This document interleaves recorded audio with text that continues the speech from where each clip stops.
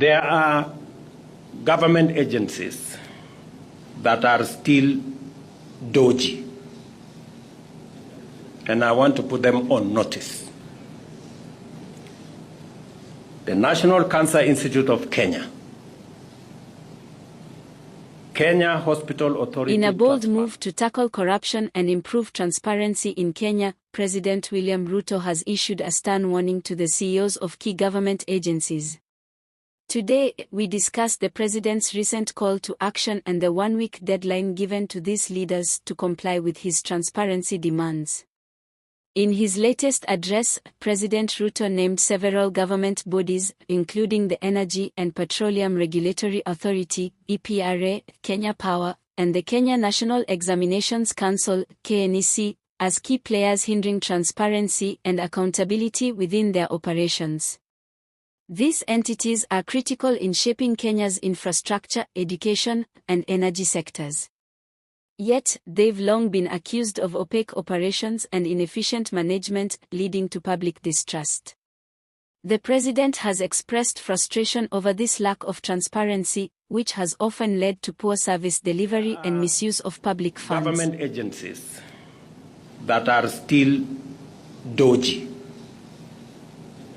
and I want to put them on notice.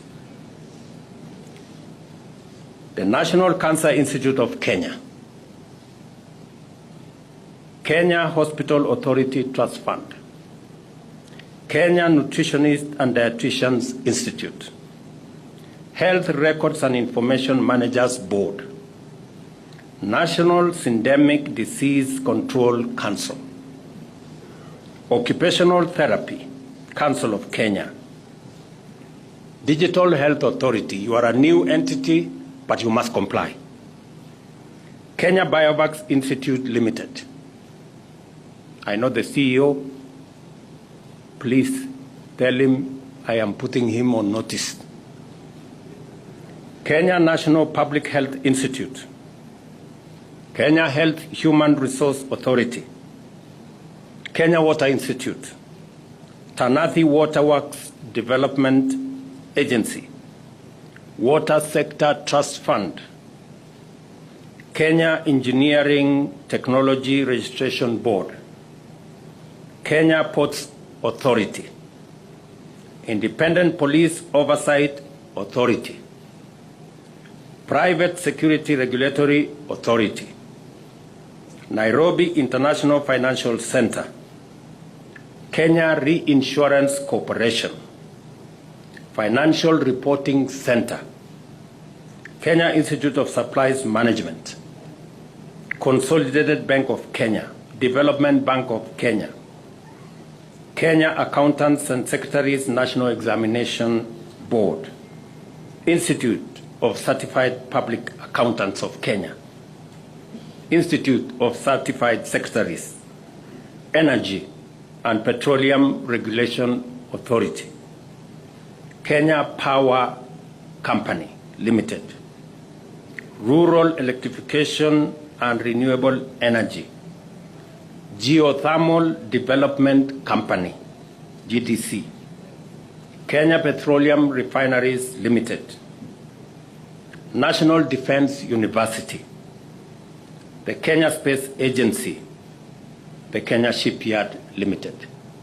These entities have yet to comply with my directive that their services and payments and revenues must be on e-citizen platform so that Treasury can follow on the revenues that are being collected by government.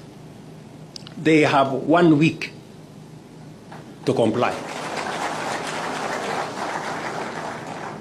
They have 1 week to comply. Otherwise, they know what to do. They can make use of the door. It's as simple as that. Number two, we still have government agencies that, yes, they have come to the citizen platform, but once in a while they retreat to go and pay or use alternative means of payments, including games with some banks.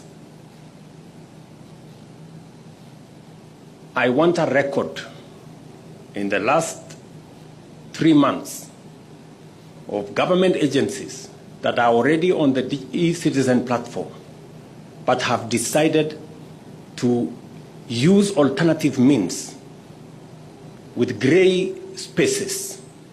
Now, so President that Ruto we can is take giving these action CEOs a against final the people warning. who are They have just undermining 1 week to comply with a set of transparency measures or face potential dismissal or legal consequences. Mr. Ocheng, This strong stance comes amid growing calls for reform and greater accountability in public offices, and it's clear that President Ruto is no longer tolerating any stumbling blocks to progress. The President's message is clear: no one is above the law, and those in charge of public resources must act in the best interest of the Kenyan people. These organizations must now ensure that their operations are transparent, accountable, and efficient. The next week will be crucial for Kenya's push for better governance. Will these CEOs comply, or will we see major leadership changes in the coming days? Only time will tell, but one thing is for sure: the clock is ticking. That's all for today's update on President Ruto's transparency initiative. Do you think these CEOs will comply with the President's demands, or will this be another empty promise? Let us know your thoughts in the comments below. If you enjoyed this video, don't forget to like, share, and subscribe for more updates. See you in the next one.